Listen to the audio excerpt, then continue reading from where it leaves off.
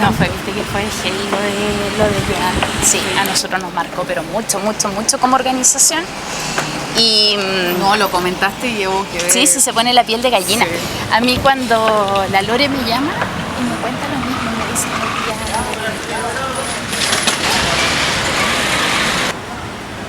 Hola, buenas tardes.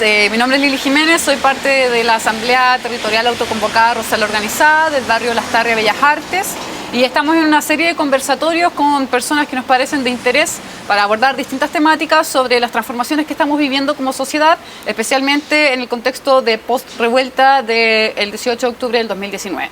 Los invitamos a seguirnos en nuestras redes sociales a través de Facebook, Instagram y YouTube, donde podrán ver esta conversación y otras más que hemos realizado y podrán ver los ciclos completos.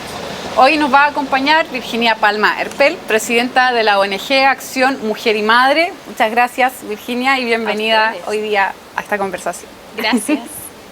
Bueno, Virginia, primero que todo queremos saber un poco cuál es tu diagnóstico frente a la violencia patriarcal y misógina que están viviendo las mujeres y las disidencias hoy en día, especialmente en este contexto de pandemia y pospandemia. Mira, ha sido, si bien en Chile ya hace tiempo que veníamos hablando y las organizaciones sociales intentando poner este tema sobre la mesa con el énfasis que carecía a diagnóstico nuestro, digamos, como organización, la pandemia y incluso yo podría hablar de la época del estallido social, develó una situación realmente preocupante, incluso más de lo que nosotros como organización nos imaginábamos. Comienza, por ejemplo, un tipo de violencia a develarse y a impactarnos a todos, a dolernos mucho, que es durante el estallido social la violencia policial, por ejemplo, y dirigida específicamente a las mujeres, que fue lo que a nosotros nos impactó bastante y que termina de, además, de revelarse cuando las tesis, por ejemplo, en una parte de su performance hacen esto de las sentadillas que hacían. Bueno, nosotras habíamos recibido muchas denuncias de mujeres a través de nuestras redes sociales, por interno, contándonos que una simple detención, quizás por no portar la cédula de identidad, había terminado con ellas en un calabozo, desnudándose y haciendo estas sentadillas. Empezamos a darnos cuenta que se estaba viviendo ese tipo de violencia o que teníamos que empezar a sumar ese tipo de violencia a la que ya conocíamos o la que era más característica, que era la violencia intrafamiliar, violencia económica, que era lo que más o menos nosotros llevábamos años ya trabajando. Cuando nos llega esto de la violencia policial dijimos, chuta, esto nos queda incluso grande. No pudimos con aquello, los relatos eran tremendos. Nosotros principalmente somos personas egresadas de Derecho, como es en mi caso, que soy habilitada, abogadas, pero no tenemos una contención psicológica, por ejemplo, que nos pudiera ayudar a poder enfrentar incluso el simple relato, leer los relatos, que eran muy dolorosos. Y fue así como nosotros tuvimos que hacer un trabajo conjunto con INDH y derivar estas denuncias que después a lo largo del estallido vimos que eran más que recurrentes contra mujeres específicamente y también las disidencias. Oye, qué impresionante, porque igual esta es una continuidad en las prácticas de represión político-sexual que ya habíamos visto en dictadura, ya tenemos casos como venta sexy, como formas de tortura claramente dirigidas a ciertas poblaciones. Exacto, eso es lo que nosotros pudimos, claro, nosotros somos todas de 35, 38, 40 años, las mayores, no nos había tocado vivirlo. Sí podíamos tener, tal como tú dices, antecedentes de hechos de este tipo en dictadura. Y claro, fue el impacto tremendo de ver que lo estábamos reviviendo, que el relato venía de niñas de 16 años, de mujeres de 30, 25. No había como algo que nosotros pudiéramos decir, bueno, al menos a las niñas, por ejemplo, no les ha pasado. Recibimos muchos relatos de niñas de 16, 17 años que eran las chicas estudiantes de la revuelta. Entonces, sí, es una realidad que hoy se vive, que la hemos denunciado. Hace unos días tuve la posibilidad de incluso interpelar a la ministra de la Mujer y decirle en su propio gabinete y a la cara que esta manifestación que está teniendo el movimiento feminista de incluso no querer hablar con ella no es un simple capricho nuestro, ni está respondiendo a una ideología política, como ella me dijo en algún momento. Claramente en ese instante nosotros le expresamos que este silencio de no querer conversar con ella, y el que le hayamos puesto el no ministra no es casual, ni es una mala onda, es porque efectivamente, si una organización tan pequeña como la nuestra tiene estos antecedentes, de sobra podemos imaginar que también los tiene el ministerio. Y ante eso ha guardado silencio. Y no solo ella, las ministras anteriores también. Sabemos que la ministra Pla estuvo en pleno estallido, supo de estas cosas y efectivamente las ignoró como si no existieran. Y de ahí que también nace este rechazo del movimiento a querer conversar con las ministras. Nosotros tuvimos la oportunidad en un arranque, la verdad, un poco espontáneo e impulsivo, de poder conversar con ella y sin llegar a un diálogo, porque prácticamente, siendo francas, no la dejamos hablar, era una interpelación. Les dijimos y le pusimos sobre la mesa: te puedo traer los testimonios, obviamente omitiendo los nombres de quienes son, pero para que efectivamente se dé cuenta que solo a nuestra organización llegaron más de 50 de esas denuncias. Entonces, estamos en una situación gravísima. Justo te quería preguntar ese punto como respecto de qué cifras están manejando ustedes, porque si bien este tipo de violencia estalló durante la revuelta, quería preguntarte si esto prosiguió después de la pandemia y bueno, cómo esto también se conecta con las violencias que aparecieron durante la pandemia.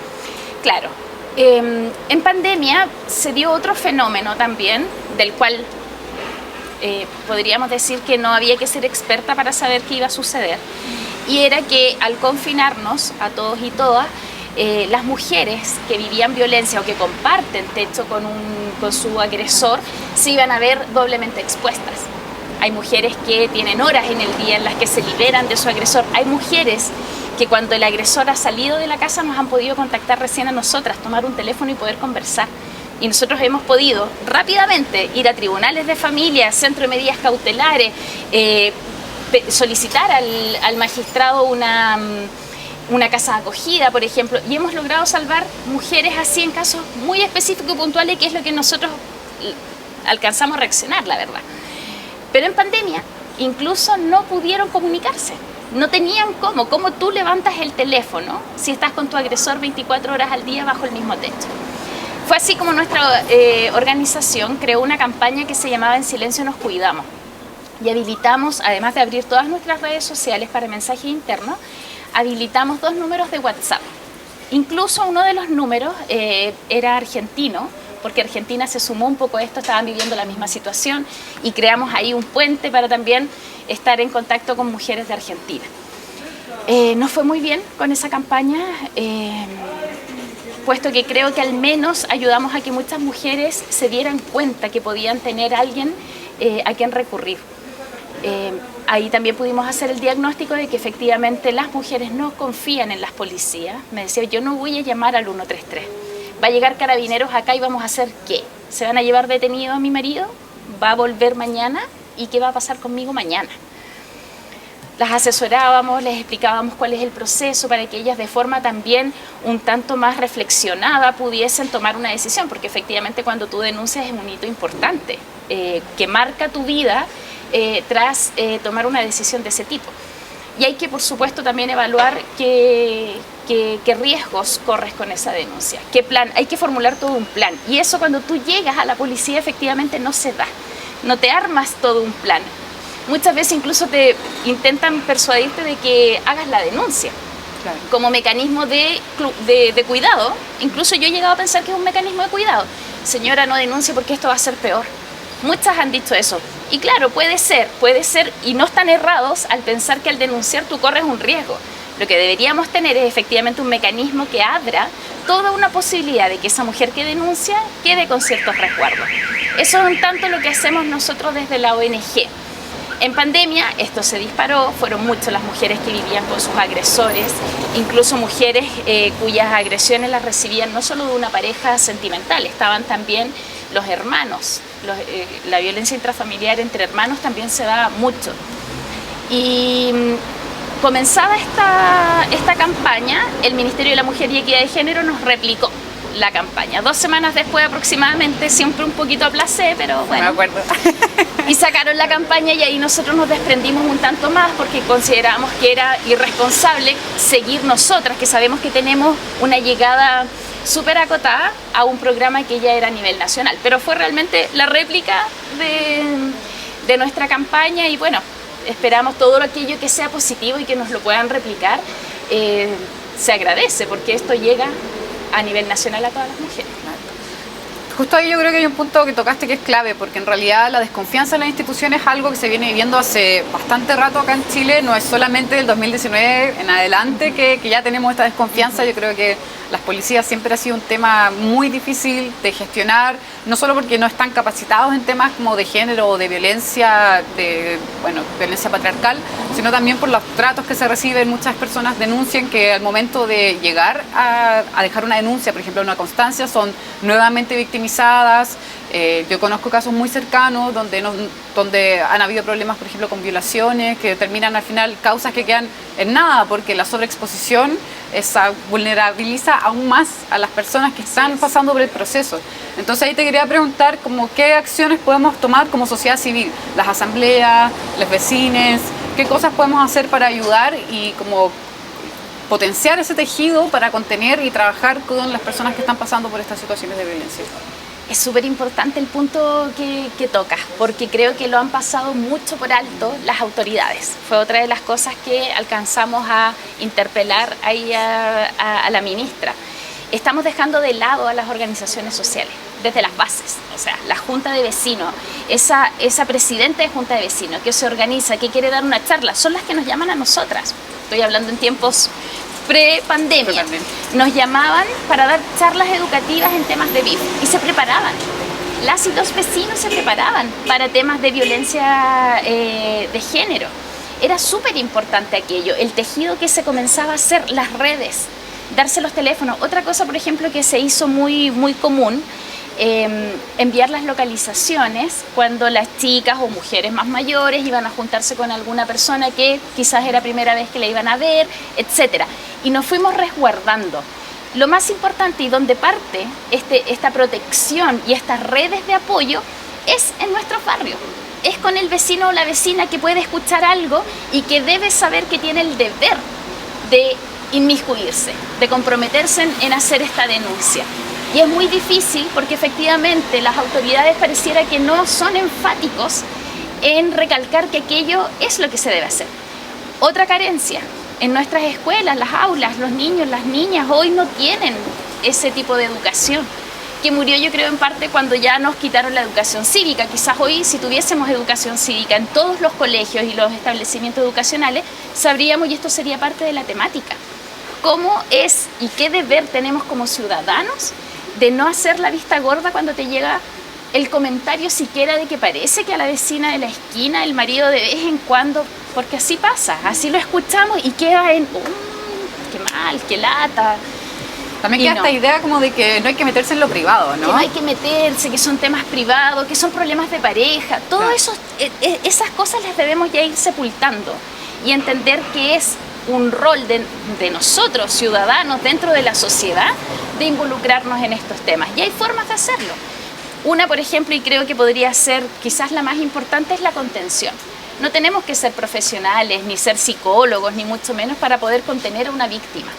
Esa primera contención, que puede ser de un familiar, de un amigo o de un vecino o una vecina, puede ser una fuente principal, una herramienta para que esa víctima de violencia se atreva a hablar, por ejemplo, o se atreva a denunciar. En promedio, una mujer víctima de violencia, a la tercera vez que ya es violentada, recién comienza a pensar en quizás denunciar.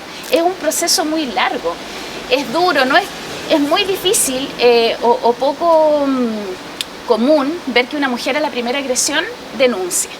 Y es principalmente porque también rápidamente tú piensas qué redes tengo, dónde voy, qué hago ahora que voy a denunciar.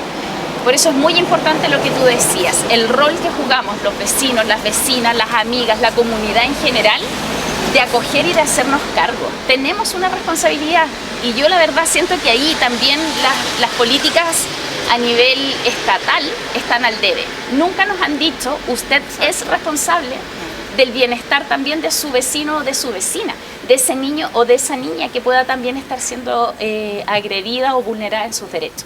Nosotros como organización creemos que ese es un principio que deberíamos tenerlo considerado y contemplado siempre. En nuestras charlas nosotros lo decíamos con esa palabra, o sea, usted omite, usted es cómplice. es lo que al menos nosotras consideramos, y la verdad echamos de menos, echamos en falta en que sean las autoridades quien lo digan con esa fuerza.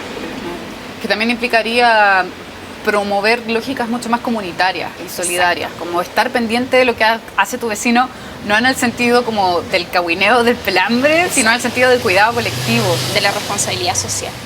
Exacto. Sí. Bueno, estamos ahora aquí afuera de las oficinas del CERNAM, en la calle Villavicencio, y vamos a abordar un tema que es clave para nosotros también como organización comunitaria y territorial. Y quería preguntarte qué cifras ustedes manejan respecto de las violencias sufridas a nivel comunal. La verdad es que nosotros manejamos una cifra muy distinta a la que yo busqué ahora del Ministerio del Interior, que según el último informe, que es del año 2017, ellos hablan que en nuestra comuna, acá en Santiago, solo un 1% de las mujeres han denunciado y por ende se entiende que han vivido violencia.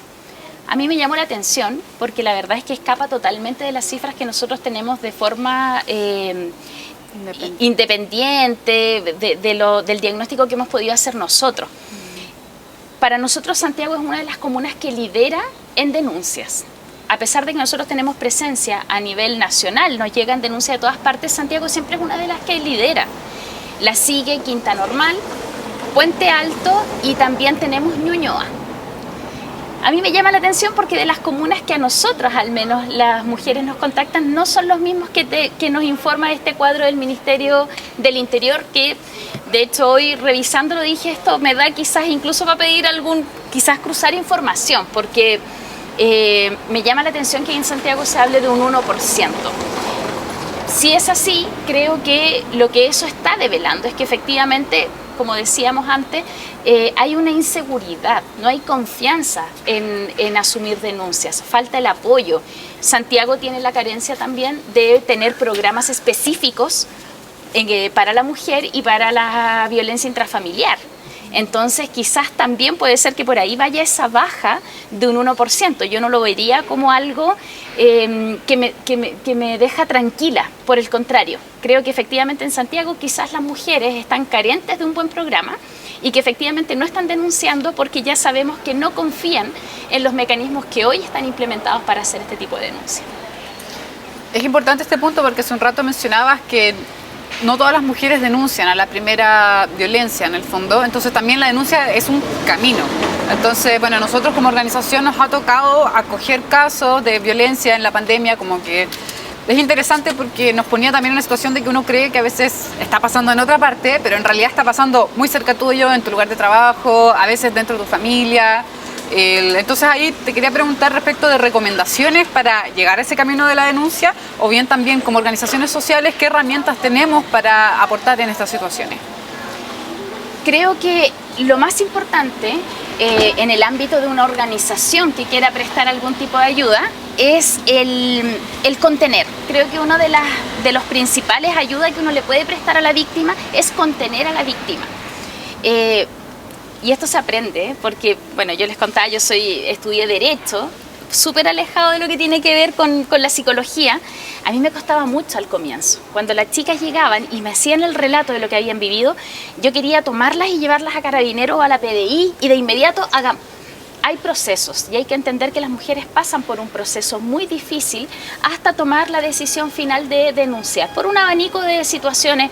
Incluso podríamos pensar en algunas ni siquiera porque les falte las redes que hablábamos en algún momento, sino porque incluso creen en un proyecto familiar, quieren dar una segunda oportunidad, cosas que para nosotros serían no, yo no lo haría pero jamás. Bueno, ellas sí. Creo que lo primero que como organización, incluso como personas individuales, deberíamos aprender es a contener. Yo a la persona la contengo, la escucho. Muchas veces lo que necesitan es solo que las escuchen, ni siquiera que le des una solución, escuchar.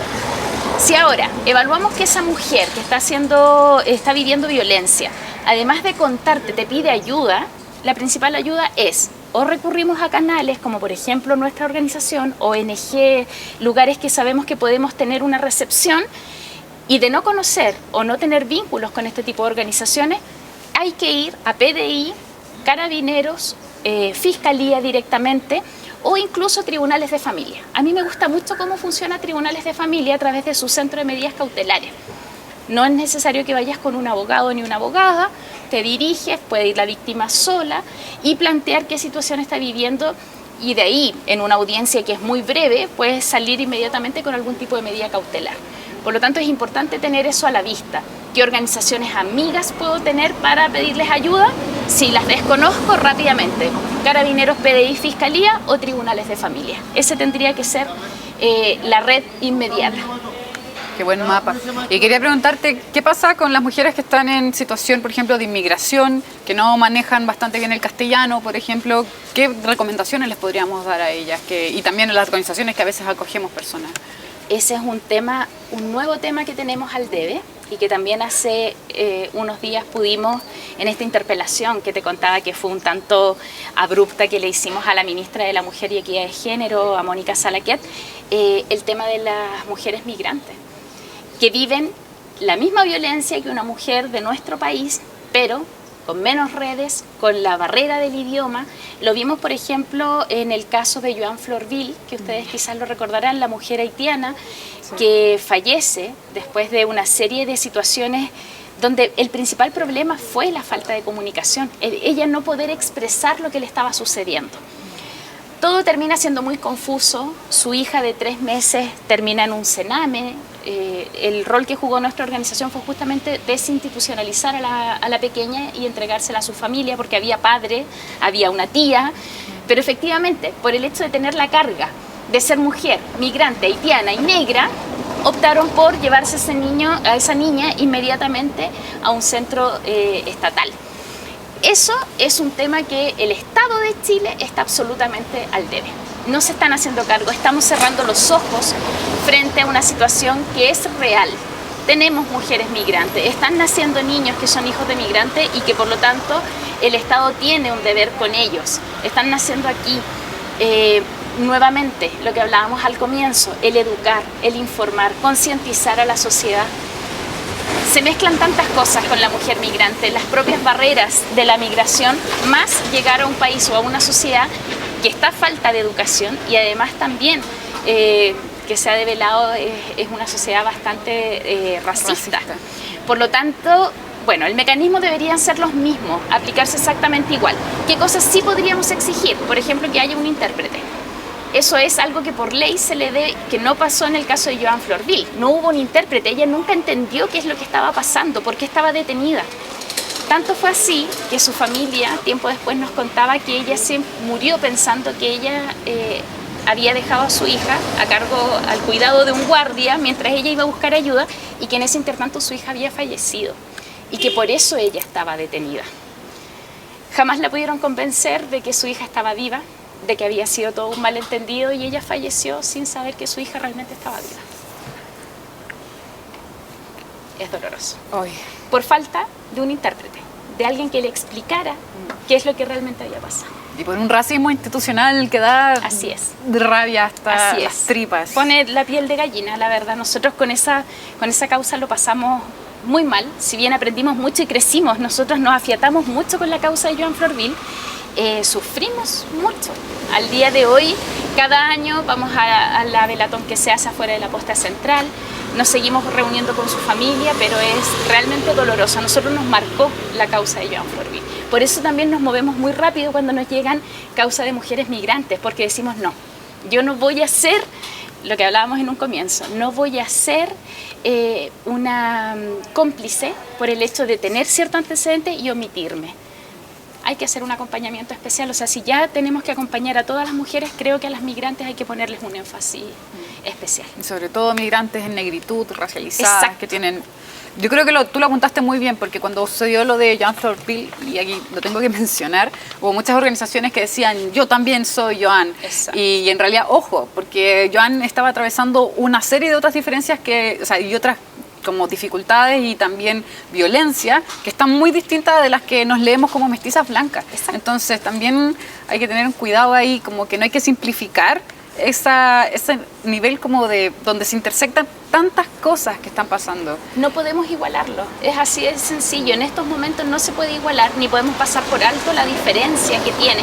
Y ese es un llamado que también se ha hecho mucho, y es una discusión que hemos dado latamente en el feminismo.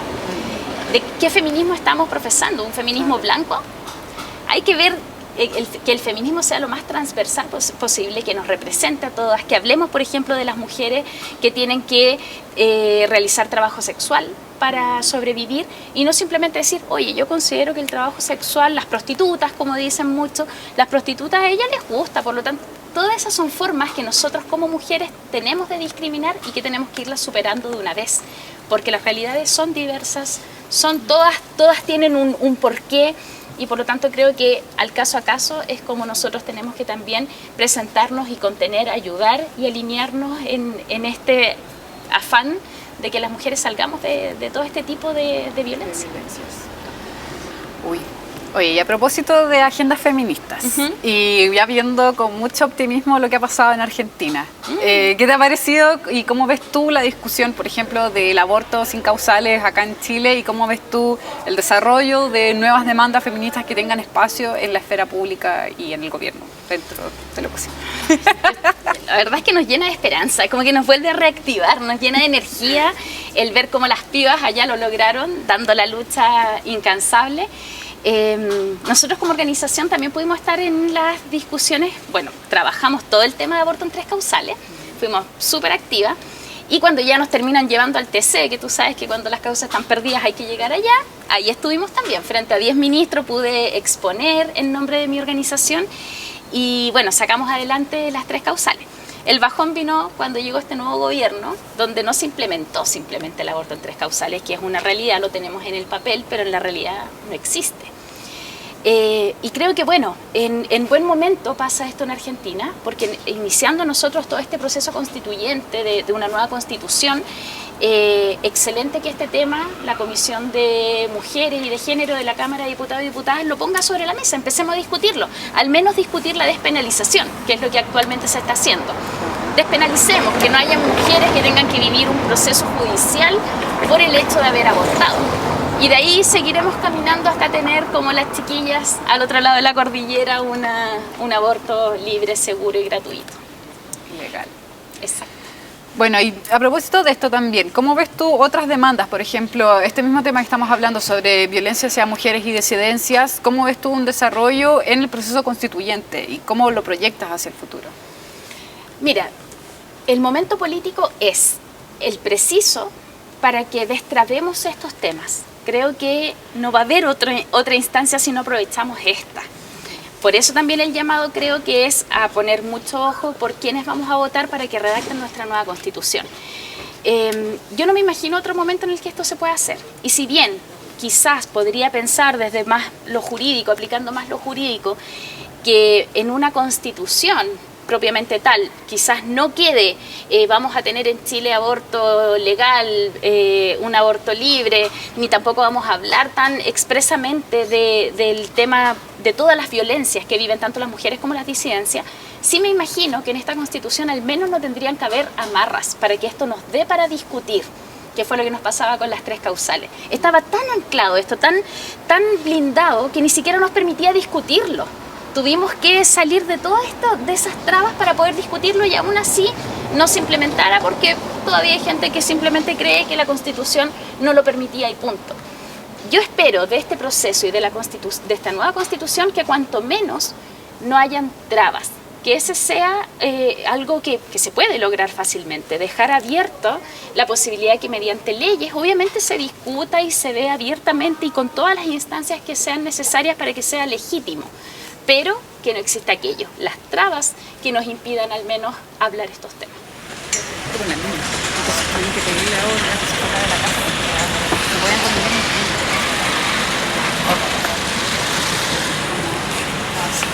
Porque no terminan de suceder. No, nada, todos los días, pero es todos los días. Bueno, muchas gracias Virginia por esta conversación que ha estado muy interesante y bueno, quisiera preguntarte qué mensajes tienes para todas las personas que nos están viendo y para las organizaciones sociales que estamos trabajando en estos temas para evitar la violencia contra mujeres y disidencias.